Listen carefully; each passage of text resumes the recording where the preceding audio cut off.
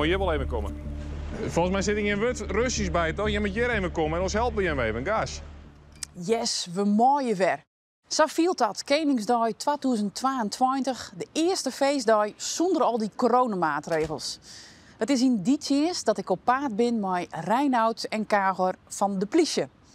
En ja, zo'n feestdag. Gwons beginnen, krijg wat jeder met alcohol en dan kan het of heel gezellig worden, of krijg net. Ik zocht van binnenuit bij de politie, basisteam Snits.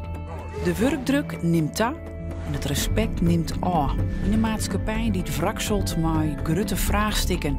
Reinoud, Kagor en Marianne nemen mij mee. Zij werken dag en nacht in de grootste politieregio van Nederland, de Frieske Marne in Zuidwest-Friesland. Maar hield ik minder collega's. Wat gebeurt er in een dienst? Wanneer komen zij in actie?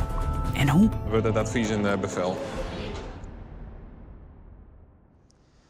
Het is voor mij de eerste keer dat ik op paard zit met de politie. En ik vind dat best spannend, want ik weet net wat ik verwachtje kan. Liek als Reinoud en Kagor ik nooit precies weten wat er te gebeuren staat in zo'n dienst.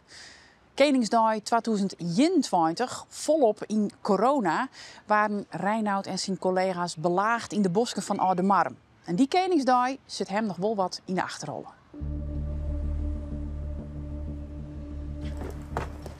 Toen ik een liet jonkje wie wil ik graag bij de politie. Toen zag ik van, ik wil letter in een politieauto rijden, maar veilig en sirene. Dat was mijn grootste droom. En dat vind ik nog steeds eigenlijk het leukste van mijn werk. Ja? Of een van de leukste dingen is het rijden. Nou, het jouwt wel echt een kick om in een politieauto te rijden. Het is voor heel veel jonkjes is de politie toch of wie de politie, toch een soort van voorbeeld. Deze dienst begint met een slingerende auto. Wij zijn nu onderwijs naar richting Bolsward. Vanuit richting Oosten die komt een auto onze kant uit. En die naamgestelde die went in Snits. En de melding is dat die auto heel erg slingert. En bij de weggehouden nodig heeft. Oh. Klein momentje meneer hoor. Ja, ik heb contact met Meld. Dus ze rijden nu bij Brezandijk, bij de sluizen. Het voertuig die het betreft die heeft al bijna een aanrijding gehad tegen de blokken aan daar. Wat mij betreft maakt u er een prio 1 van en doen we er even wat gas op over.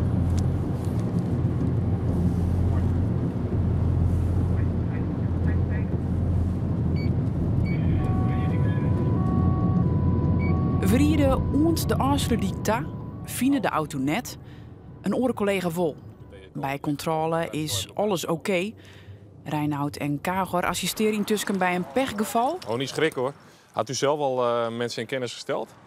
Als we verder rieden, zucht Kagor in een paar jongens die gevaarlijk omhingen bij de sneldiek. Al even naar beneden komen alsjeblieft.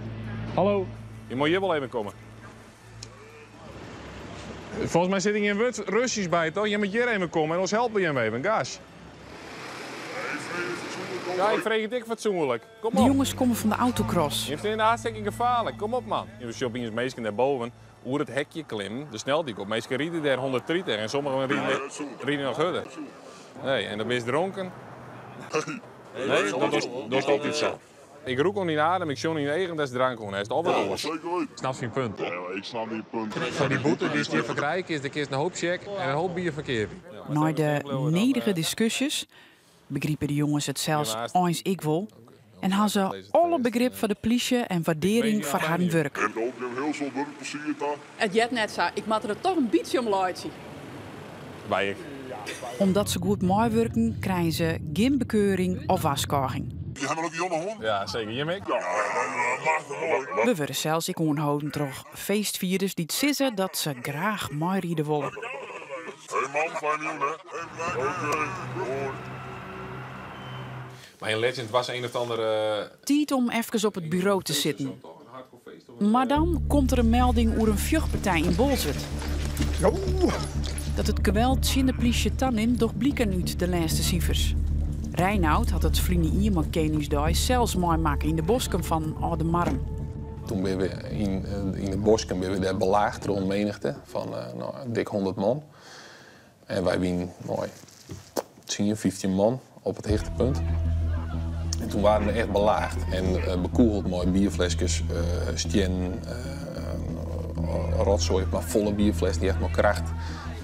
richting ons gooid waren. En dat we echt dat bos uit vluchten moesten om onszelf in veiligheid te houden. En dat weer de eerste keer dat we echt op die manier belaagd waren. En buitensporig volle geweld in onze politiebroed waren. De meesten gingen zich ooit zien ons gedragen. Dat wie voor de corona ik al zei, maar corona heeft het echt wel verzorgd dat het in stroomversnelling kwam. 2 groepen aan het vechten, slaan met het meubilair, gooien spullen op straat. Er staan allemaal mensen omheen. Er is er regelmatig een melding van de vechtpartij. Dat wordt dan heel heeg ingezet, want het is altijd de oorskalen. Dus dan geven we gewoon in ieder geval al je rieten. En zoals dan blikt het gelukkig mooi ervan en dan skalen we dan weer op. Assistentie is net meer nodig dus. En dat jouw tijd om even in het centrum van Snits te zien. Where are you living? Voor mij die mag een beetje vervelend. Don't drink more. Just go home. That's is het verloren? Nou, op zich, het werk op zich net. Net zo heel vol. Het valt op zich, vind ik dat wel meevallen. Alleen nog de incidenten die we hebben het nog herinneren, ben wel steeds wat heftiger. Het respect is wel dat is wel wat minder. Er komen de dissioen verskate meldings binnen over een vrouw met agressief gedrag. 1940 zijn er verder helemaal geen afspraken met de GGZ gemaakt? Nee, zijn niet gemaakt. En wat ze bij ons aangaven was dat zij de nacht wel doorbrengt in een garagebox of iets dergelijks. Of in een berging ergens. Hallo. Hoi, die schrikken. Hoi. Hey, waar is die mevrouw? Ja, net hierachter zat die mevrouw. Nou ja, waar we ons zorgen over maken dat je hier dan nacht gaat blijven zitten. Oh, dan moet je dat kunnen wel rekenen. Dat weet je allemaal wat je Hulp nodig hebt, maar die kunnen Oh, welke hulp? Collega's hebben dat proberen, die hebben haar mooi om dat bureau, die hebben de GGZ komen lid, die beoordeelt haar dan. En dan is dan loopt het baltje bij de GGZ. En die zegt, ja, wij kennen verder niks mooi. We kunnen moeilijk de hele nacht in de cel zetten. Ja. We zullen haar aanst ver zien komen. Intussen ik een melding van 3 jongens die haar wat vervelend gedragen in het centrum van Snits. Zo spannen ze ik een lint oer de diek. Ek die komen we aanst wat zien. Volgende melding en door. Vuurpartij. In Lemmer. In eerste instantie gaat het om een groep. Nou, dan blijkt dat er volle publiek omheen zit die zich ermee bemoeit. Dronken volk, dus we rieden nog even die kant uit. Ja. En zien wat dit betekent. Ja. Social media is natuurlijk een platform best wel redelijk anoniem. Die mening is. En dat maakt het net zo vol uit hoe het dost. En daarin merken we al dat de burger de boodschap volle minder respectvol en volle hudde deel zetten dan dat we ze op strijdendel komen zoeken. En het lijkt het wel of dat een beetje oerslijn is naar de fysieke wereld daar. En dat mensen daarin eigenlijk op dezelfde manier ons beginnen te benaderen als dat ze op social media doen. Maar daarin viert de mensen dan dat we daar wel, dat ze minder anoniem binnen en dat we wel reageren kunnen. En dat doen we dus ook. En dan ontstaat er een soort van actie-reactie. Twee chimpons in elkaar die dan heel erg botsen. Als we op een lemmer binnen de vluchtersbazen al uit mekaar hellen. Ik dit rint mij een sisser aan. We kennen waarom naar Snits, de 3 jongens, die van het lint en oren vernielings, binnen nog altijd vervelend onwijzig in het centrum. Ik vraag om een taxi. Ik word geslagen met een fucking wapenstok. Nee, maar je pakt me met mijn arm vast. Ja, kijk dan. Gaan wij even vervieren. Sorry. Heb jij... Ze willen net luisteren en liet je net onder de indruk van de politie. Maar meneer, mag ik u heel even uitleggen? Nee, je mag even niks uitleggen. Je moet even je mond houden. Wat heeft gedaan? Nee. Ja. Ja, ik ga hier gewoon een rechter vragen. Ja, doe maar. Ja, maar u moet niet gefilmd hebben. Hoe vaak, hè? Hoe vaak? Hoe vaak moet... Mensen proberen te liften. Ik heb mijn vader opgebeld. Alles. En dat lukt niet. Dan vragen we het aan u.